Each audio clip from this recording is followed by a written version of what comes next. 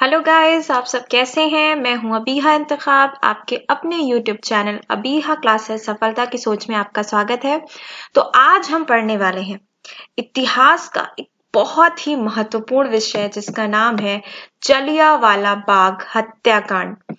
इसको हमें आज डिटेल में पढ़ेंगे। तो चलिए आज का लेक्चर स्टार्ट करते हैं। लेक्चर स्टार्ट करने से पहले मैं बता दूं, अगर आप चैनल पे नए हैं तो अबीहा क्लासेस सफलता की सोच को जरूर सब्सक्राइब कीजिएगा, क्योंकि हमारी टीम इकोनॉमिक्स, ज्योग्राफी, हिस्ट्री और साथ ही साथ करंट अफेयर्स, जीएस और जितनी भी गवर्नमेंट्स नोटिफिकेशंस आती है उसकी सबसे पहली इंफॉर्मेशन आप तक पहुंचाती है। तो बेल आइकन भी जरूर प्रेस कीजिएगा और चैनल को सब्सक्राइब कीजिएगा, वीडियो को लाइक कीजिएगा और दोस्तों को शेयर कीजिएगा। और आपकी जो भी प्रॉब्लम है, हिस्ट्री, ज्योग्राफी, इकोनॉमिक्स, जीएस या करंट अफेयर्स से कोई भी टॉपिक अगर आपको समझ में नहीं आता तो कमेंट करके हमें बताइए, हम उस पर वीडियो बनाएंगे। आपके एक कमेंट पे भी हम वीडियोस बनाएंगे, क्योंकि हमारा सबसे पहला उद्देश्य होता है कि आपके दिमाग में कोई भी डाउट ना रहे इन सब्जेक्ट्स को लेके, क्योंकि ये सारे के सारे सब्जेक्ट्स बहुत इंपॉर्टेंट होते हैं सरकारी जॉब्स के लिए। तो चलिए आज स्टार्ट करते हैं जलियांवाला बाग हत्याकांड। देखिए, जलियांवाला बाग हत्याकांड का पहले हम इतिहास जानते हैं। जलियांवाला बाग अमृतसर में स्थित है। जलियांवाला बाग कहां पे स्थित है? अमृतसर, पंजाब में स्थित है। यह स्थान अमृतसर के प्रसिद्ध स्वर्ण मंदिर से लगभग 1.5 किलोमीटर की दूरी पर है। यह घटना सन 1919 की है। वह दिन पारंपरिक त्योहार बैसाखी की पहली तारीख यानी कि 13 अप्रैल था। बैसाखी की पहली तारीख थी, ठीक है। बैसाखी का जो महीना था उसकी पहली तारीख थी और 13 अप्रैल की वो तारीख थी। 13 अप्रैल थी वो इंग्लिश अगर डेट देखते हैं तो। कहां पे है ये? अमृतसर में जलियांवाला बाग हत्याकांड। जलियांवाला बाग अमृतसर यानी कि पंजाब में है और स्वर्ण मंदिर से 1.5 किलोमीटर दूर है जलियांवाला बाग। और यह घटना 1919 की है। और दिन कौन सा था? बैसाखी की पहली तारीख थी। और अगर हम डेट की बात करते हैं तो 13 अप्रैल थी। भारत में, ठीक है, हिंदू लोग इस दिन को एक पवित्र दिन के रूप में मानते हैं। सिख लोग भी मानते हैं इस दिन को। उस दिन जलियांवाला बाग में एक विशाल जलसे का आयोजन किया गया था, जहां हजारों लोग दूर दूर से इकट्ठा हुए थे। वहां उस दिन हंसराज जी का भाषण सुनने के लिए लगभग 20,000 लोग उपस्थित हुए थे, जिसमें ज्यादातर सिख समुदाय के लोग थे। देखिए, यह दिन बहुत पवित्र दिन के रूप में माना जाता था और इसी दिन जलियांवाले बाग में एक जलसे का आयोजन किया गया था। देखिए, इस जो जलियांवाला बाग में ये जो कार्यक्रम स्टार्ट किया गया था, जलसे का आयोजन किया गया था, इसके पीछे एक और वजह है। देखिए, रॉलेट एक्ट जो आया था, रॉलेट एक्ट के बारे में मैंने वीडियो अभी नहीं बनाया है, मैं उसको भी डीपली पढ़ाऊंगी, पर अभी मैं बता देती हूँ आपको। रॉलेट एक्ट का क्या था कि कोई भी व्यक्ति अगर कोई काम करता है सरकार के खिलाफ जाके, तो उसका कोई भी शक के आधार पर ही उसको सजा दे दी जाएगी। उसकी तरफ से कोई सुनवाई नहीं होगी। जो भी इंडियंस होंगे और अगर वो सरकार यानी ब्रिटिश हुकूमत के खिलाफ कुछ भी कह देते हैं तो उनके खिलाफ कोई तुरंत एक्शन लिया जाएगा, उन्हें तुरंत सजा दी जाएगी। उनके खिलाफ कोई सुनवाई नहीं होगी, उनका ना कोई जज होगा, ना कोई वकील उनकी सुनेगा, बस सरकार उन्हें, ब्रिटिश गवर्नमेंट उठा के उन्हें सजा दे देगी। तो ये रॉलेट एक्ट था, जिसके रूप में, बहिष्कार के रूप में यहाँ पे हम देखते हैं कि कुछ लोग इकट्ठा हुए थे। 20,000 लोग आए थे। एक बहुत बड़ा आयोजन था इस जलसे में। और ये लोग कहीं ना कहीं ये भी उद्देश्य था कि उस एक्ट के बारे में यहाँ पे बात की जा रही थी। और यहाँ पे हमें क्या देखने को मिलता है कि हंसराज जी का भाषण सुनने भी बहुत से लोग इकट्ठा हुए थे, जिसमें ज्यादातर सिख समुदाय के लोग थे। आगे हम देखते हैं। भाषण प्रारंभ हुआ, ठीक है। भाषण क्या होता है? प्रारंभ होता है और लोग ध्यान से भाषण सुन रहे होते, तभी British general Dyer Jallianwala Bagh पहुंचा, ठीक है। जलियांवाला बाग पहुंचता है कौन?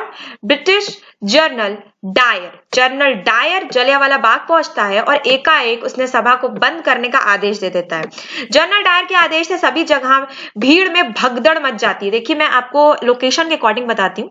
जो जलियांवाले बाग को गलियां जाती हैं वो काफी पतली गलियां थी, ठीक है। और जो मेन गेट था, उसी गेट पे जनरल डायर ने अपनी बख्तरबंद गाड़ियां लगा दी रहती हैं, तो भीड़ भाग भी नहीं सकती और वो उसी बाग में भागती रहती है, भगदड़ मच जाती है। और जब यहाँ पे जनरल डायर, जो मेन गेट रहता है, वहां पे बख्तरबंद गाड़ियां लगा देते हैं, गली बहुत संकरी रहती है तो लोग निकल नहीं पाते। जनरल डायर ने सभी दरवाजों पर अपने सैनिक को तैनात करवा दिया रहता है, जिससे कि लोग बाहर ना निकल पाए।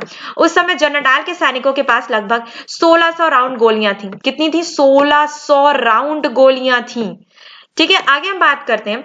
क्रूर जनरल डायर ने ब्रिटिश सैनिकों ने भागते हुए लोगों के ऊपर अंधाधुंध गोलियां बरसाना शुरू कर दिया था, जिसमें उन्होंने सभी 1600 राउंड गोलियों को लगभग 10 मिनट तक चलाया। कई निहत्थे लोग उस जलियांवाले बाग में एक साथ कुएं में भी कूद गए थे, क्योंकि जलियांवाले बाग में कुआं था, उस कुएं में भी लोग कूदने लगे अपनी जान बचाने के लिए, और लाशों का एक अंबार लग गया, ढेर लग गया, क्योंकि 1600 राउंड गोलियां 10 मिनट में चला दी गई थी, एक बार भी रोका नहीं गया। और जब भी कोई भी अपनी राइफल को रोकता, कोई भी अपने राइफल को अगर थोड़ा आराम देता, तो वो दोबारा उसमें गोलियां डाल रहा होता, इसलिए वो अपने राइफल्स को रोकता है। तो कोई भी, जिसे आप बोल सकते हैं यहाँ पे नैतिकता नहीं दिखाई गई। क्रूर जनरल डायर ने बहुत ही खतरनाक काम किया और निहत्थे लोगों पे 1600 राउंड गोलियां चलवा दी। ब्रिटिश सरकार के अनुसार इस फायरिंग में लगभग 389 लोगों की जान गई और 1200 लोग जख्मी हुए, परंतु भारतीय राष्ट्रीय कांग्रेस के अनुसार उस दिन 1000 से ज्यादा लोग शहीद हो गए, जिसमें से 120 की लाश कुएं में से मिली थी और 1500 से ज्यादा लोग जख्मी हुए थे। देखिए, सीधी सी बात है, 20,000 लोग जिस पार्क में मौजूद होंगे और 1600 राउंड गोलियां चलेंगी और सिर्फ कहा जाए कि 379 लोग शहीद हुए, तो ऐसा नहीं हो सकता ना। काफी बड़ा एक नंबर था जिसे ब्रिटिश गवर्नमेंट उस टाइम छुपा लिया था। तो उसे जो भारतीय राष्ट्रीय कांग्रेस थी, उसके अनुसार 1000 से ज्यादा लोग शहीद हुए थे और 120 लोगों की लाशें तो सिर्फ कुएं में मिली थी। आगे बात करते हैं जलियांवाले हत्याकांड का परिणाम क्या हुआ, इसके बाद क्या हुआ। इतना बड़ा जो जलियांवाला बाग हत्याकांड हुआ, क्योंकि इस बाग हत्याकांड में ना बच्चों के साथ रहम बरता गया, ना औरतों के साथ रहम बरता गया, ना बुजुर्गों के साथ रहम बरता गया, बल्कि सबको एक साथ बराबर से गोलियां मारी गई। आगे बात करते हैं, जलियांवाले बाग के इस हत्याकांड में हजारों साधारण भारतीय लोगों की मृत्यु हो गई थी। जनरल डायर की योजना थी कि इस कुकर्म से भारतवासी दब जाएंगे और डर कर देश की आजादी की लड़ाई से हट जाएंगे, परंतु जनरल डायर की धारणा गलत साबित हुई। ठीक है, देखिए, जनरल डायर का दिमाग में चल रहा था कि जो सभाएं चल रही है, सभा को अगर मैं इन पे गोलियां बरसा दूंगी तो ऐसे कोई भी सभा भारत में नहीं होगी, लोग डर जाएंगे ब्रिटिश गवर्नमेंट से, जो कि गलत हुआ। जनरल डायर की यह धारणा बिल्कुल गलत साबित हुई, क्योंकि जलियांवाले बाग हत्याकांड ने भारत में आजादी में, जिसे आप बोल सकते हैं ना, एक चिंगारी का काम किया, और वो चिंगारी एक दहकती हुई आग बन गई बहुत जल्द। जलियांवाला बाग हत्याकांड के बाद पूरे देश भर में ब्रिटिश सरकार के खिलाफ आग सी भड़क उठी। राष्ट्रपति महात्मा गांधी भी इस खबर को सुनने के बाद सहन ना कर सके और भारत के हर क्षेत्र में आजादी की आग भड़क चुकी थी। जो राष्ट्रपिता हमारे महात्मा गांधी है, वो भी इस घटना को बर्दाश्त नहीं कर सके, क्योंकि महात्मा गांधी तो वैसे ही अहिंसा के पुजारी थे और हर जगह ब्रिटिश शासन के खिलाफ मोर्चे होने लगे। सारा देश ब्रिटिश सरकार के खिलाफ खड़ा हो गया। लोगों के बीच बढ़ते असंतोष के कारण ब्रिटिश सरकार ने एक कमेटी नियुक्त की, जिसका नाम था हंटर कमेटी। ये बहुत इंपॉर्टेंट है, कई बार ऐसे क्वेश्चन पूछे गए हैं कि जलियांवाले बाग हत्याकांड के बाद ब्रिटिश सरकार ने कौन सी कमेटी नियुक्त की थी इसकी जांच के लिए, तो इस कमेटी का नाम था Hunter committee.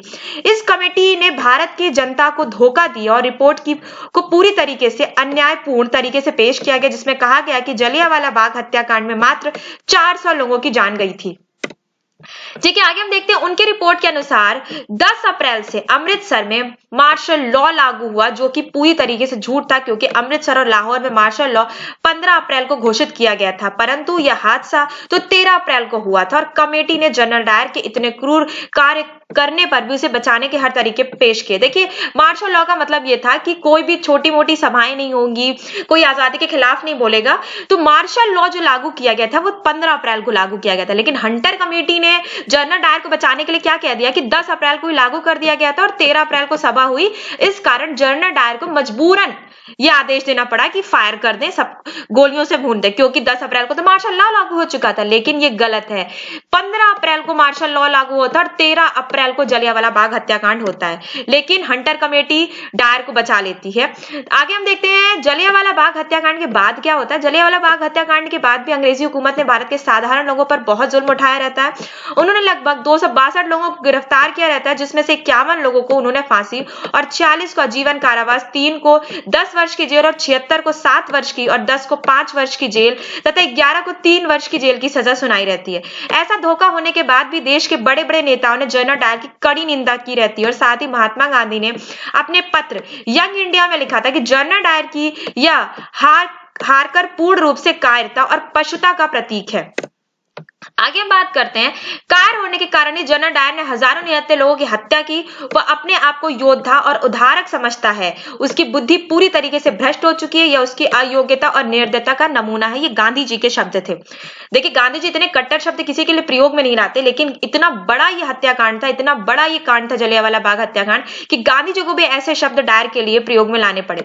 Jallianwala Bagh British सरकार के अत्याचार और निर्दयता को याद दिलाता है, और साथ ही उन महान निर्दयी, जो हम देखते हैं महान निर्दयी लोगों को भी याद दिलाता है, जिन्होंने बिना किसी कारण अपने देश के लिए जीवन दे दिया। ठीक है, महान जो दयावान लोग हैं, महान लोग जो हैं, उनकी भी याद दिलाता है, जिन्होंने बिना कारण इस देश के लिए अपनी जान दे दी। तो यहाँ पे हमने देखा कि जलियांवाला बाग हत्याकांड क्या होता है, किस कारण होता है। तो देखिए, इस पे मैं एक बार रिवीजन आपका करवा देती हूँ। देखिए, यहाँ पे जिससे क्वेश्चंस बनते हैं मैं उस पर बात करी, मैंने पूरी का पूरा हत्याकांड आपको पढ़ा दिया। अब लेकिन बात मैम ये बननी चाहिए कि क्वेश्चंस किससे बनेंगे। तो क्वेश्चंस बनते हैं आपके, किस डेट को हुआ, 13 अप्रैल 1919 को हुआ, कौन सा दिन था, बैसाखी की पहली तारीख थी, किसका भाषण सुनने आए थे लोग, तो हंसराज जी का वहां पे भाषण सुनने आए थे, सिख समुदाय के बहुत ज्यादा लोग वहां पे शामिल थे। आगे बात करते हैं, किसने गोली चलाने के आदेश दिए थे, तो जनरल डायर ने आदेश दिए थे। कितनी राउंड गोलियां चली थी, तो 1600 राउंड गोलियां चली थी, 10 मिनट तक 1600 राउंड गोलियां चलाई गई थी। आगे हम देखते हैं कि जो भारतीय राष्ट्रीय कांग्रेस के अनुसार कितने लोग मरे थे, तो 1000 लोग मरे थे। कौन सी कमेटी का गठन किया गया था, तो हंटर कमेटी का गठन किया गया था जलियांवाला बाग हत्याकांड में, और जनरल डायर को पूरी भरसक बचाने की कोशिश की गई थी। और मार्शल लॉ क्या होता है, यह भी मैंने आपको बता दिया। मार्शल लॉ के साथ किस डेट को मार्शल लॉ लागू हुआ था, ये हंटर कमेटी ने कहा, तो 10 अप्रैल को। हंटर कमेटी के अनुसार जलियांवाला बाग का जो हत्याकांड का महीना था अप्रैल का, उसमें 10 अप्रैल को मार्शल लॉ लागू हो गया था। लेकिन सही हकीकत हंटर कमेटी डायर को बचा रही थी। मार्शल लॉ 15 अप्रैल को लागू हुआ था। तो यहां पे देखिए, जितने भी इंपॉर्टेंट क्वेश्चंस बन सकते हैं वो सारे के सारे आपको मैंने बता दिए। आज का वीडियो बस इतना ही। वीडियो देखने के लिए थैंक यू।